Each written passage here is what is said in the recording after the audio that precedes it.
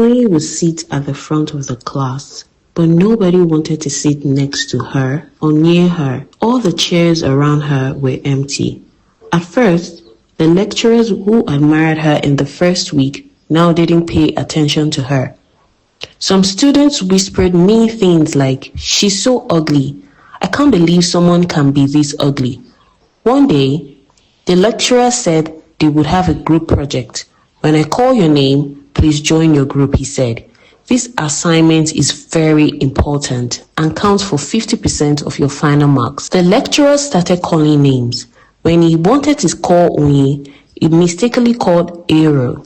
"Yes, you, yes, I'm talking to you," he pointed at Oyin. Join that group.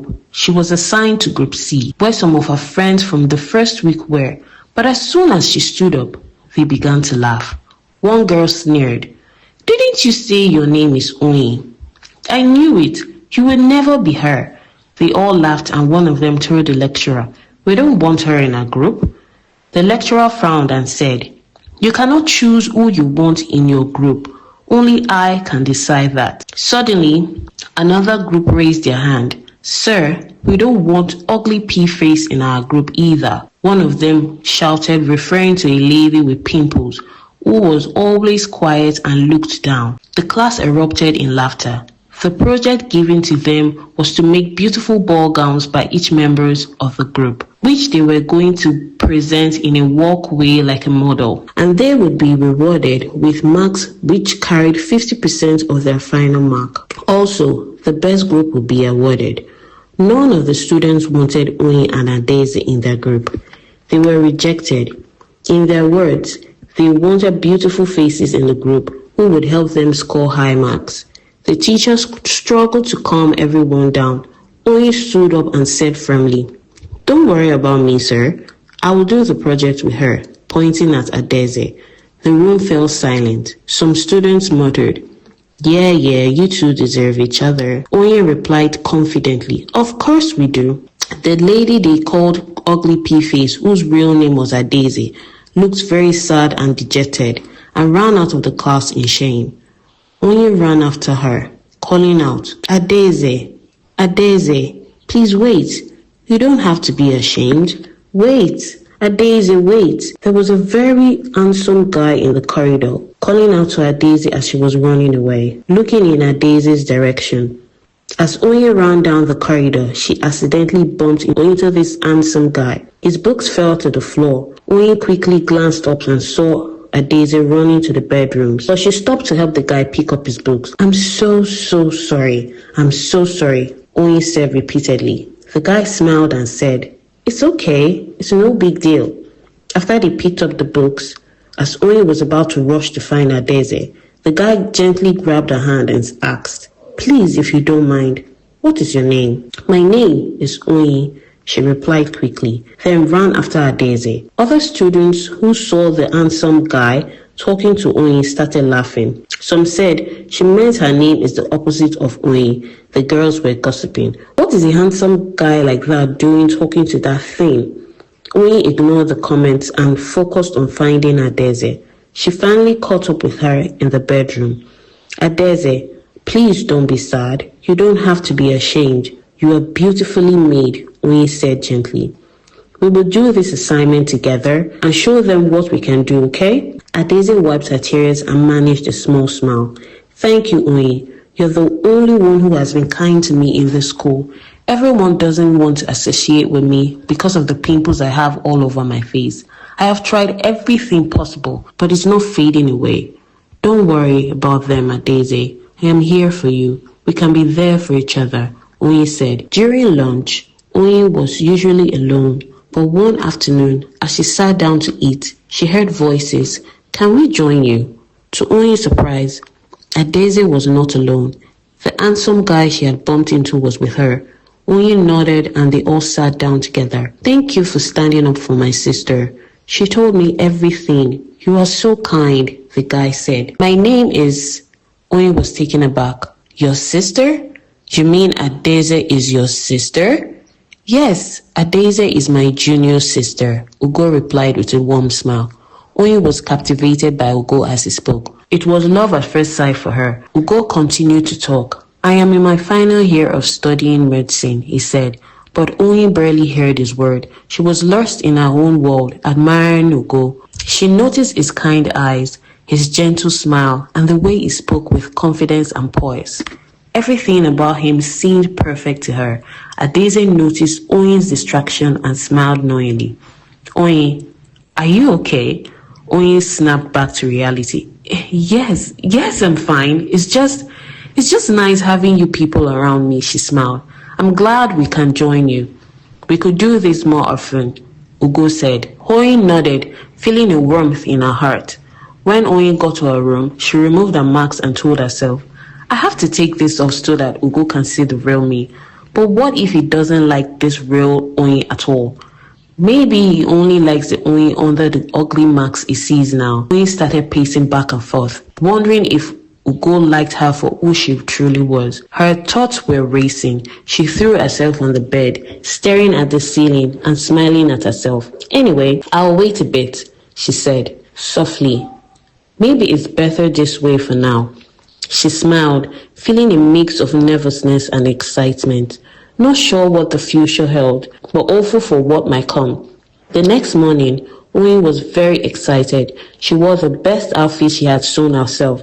The dress was so beautiful. Adeze noticed and smiled. Why are you all dressed up, Oyin? Is there something or anything you are not telling me? Adeze asked teasingly. Oyin just grinned, saying nothing. In class, everyone stared at her.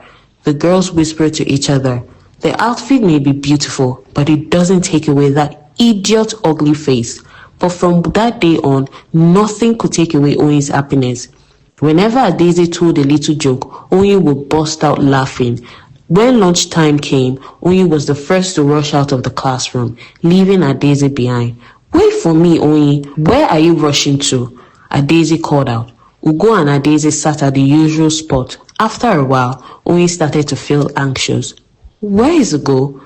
Lunch is almost over, she said. Adeze gave her an annoying smile. I don't know. We don't always hang out together, you know?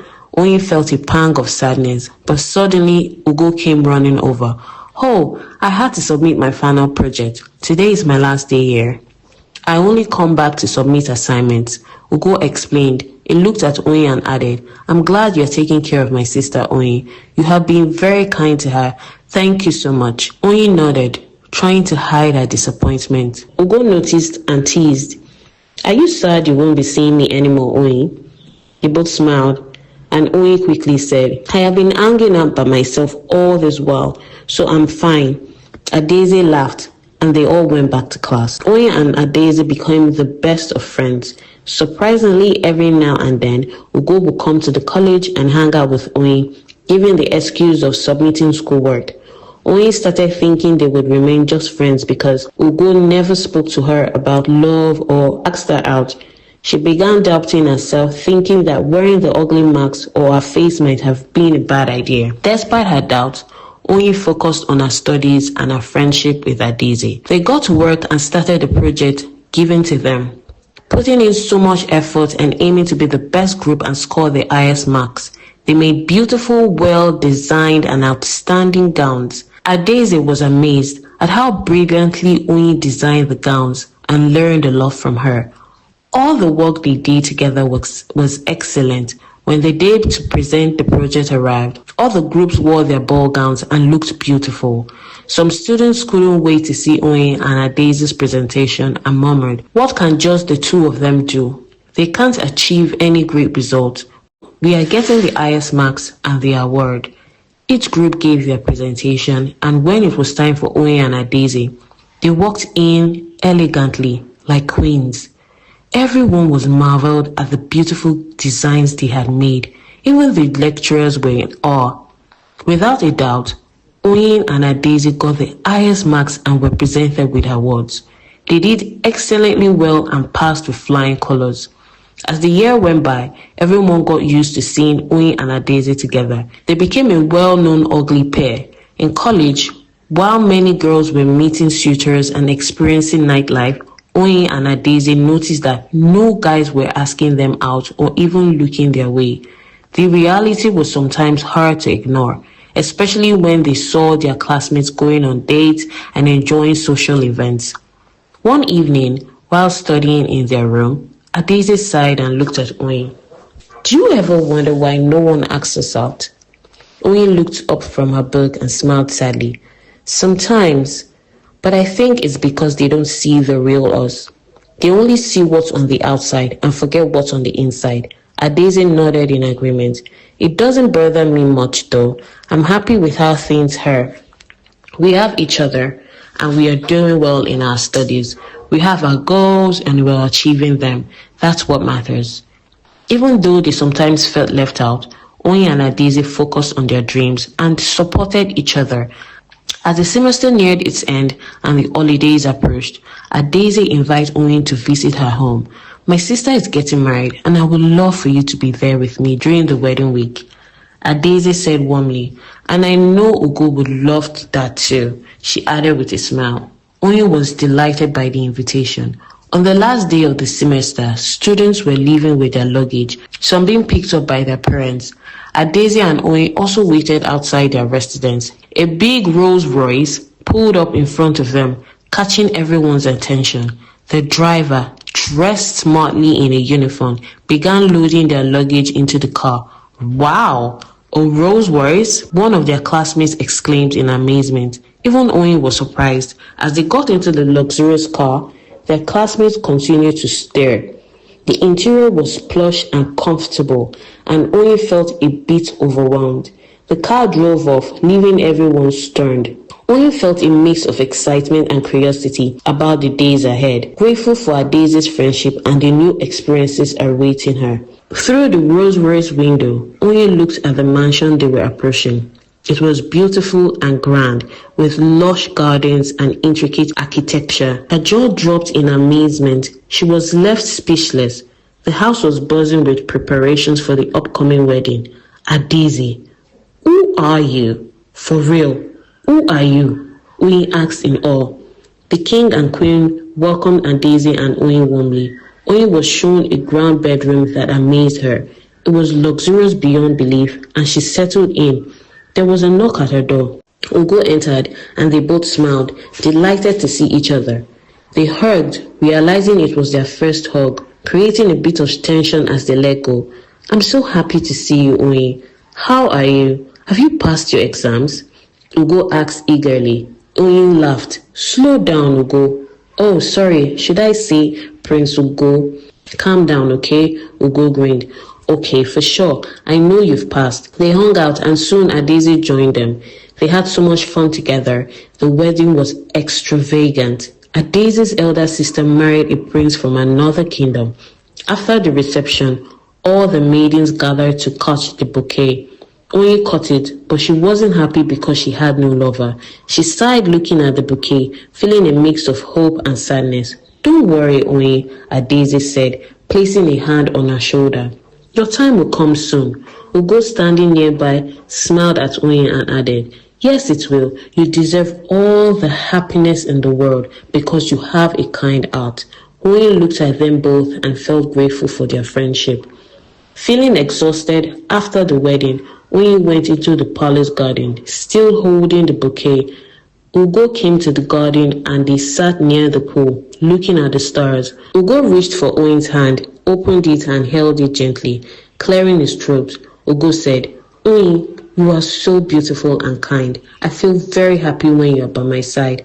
I don't know, I'm always happy seeing you. Oyin couldn't believe her ears.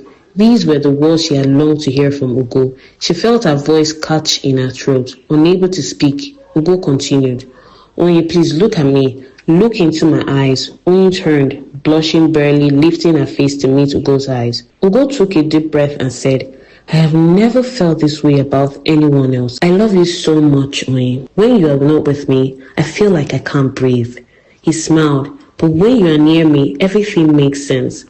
I have loved you since the day you bumped into me. I just couldn't express myself.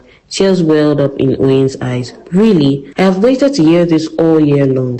I love you too, Ugo. I love you very much. They hugged, both of them over the moon. Oyin pulled back slightly and said, I have to tell you something. Ugo excitedly held her hand and said, "Come, I have to tell my mother about you." "I've already told my father." They ran back into the palace, saying goodbye to the older princess, who was leaving for her honeymoon. Everyone gathered inside, and Ugo announced, "I want to marry Oyin. She's the one my heart has longed for." The king and Adeze were happy for him, but the queen stood there, mouth open in shock. With mixed feelings, Oyin took a deep breath and began to speak. "I have something to tell you all.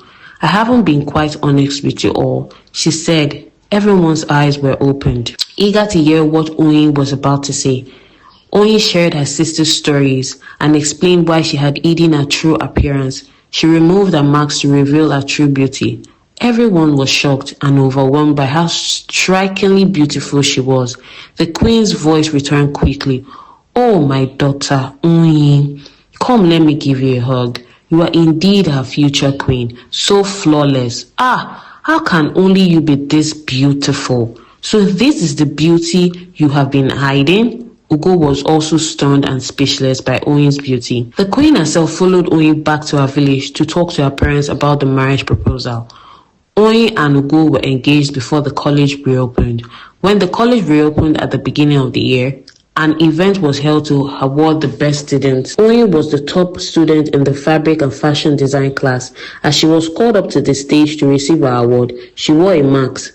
Oyin accepted her award, but as she stood to give her speech, she removed her mask. Everyone was shocked and in awe.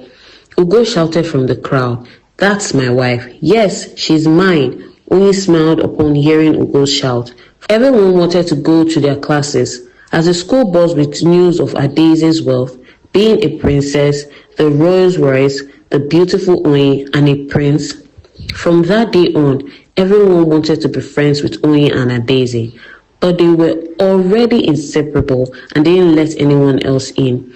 Oyin's wedding to the prince was held at the end of the year after she graduated with a diploma.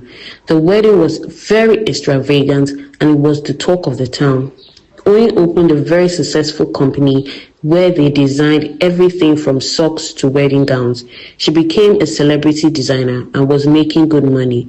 She made her dream of being independent come through. Oyin reported her sister's situation in their marriage to human rights in the city. She and Adeze's husbands were summoned and warned sternly about their abuse.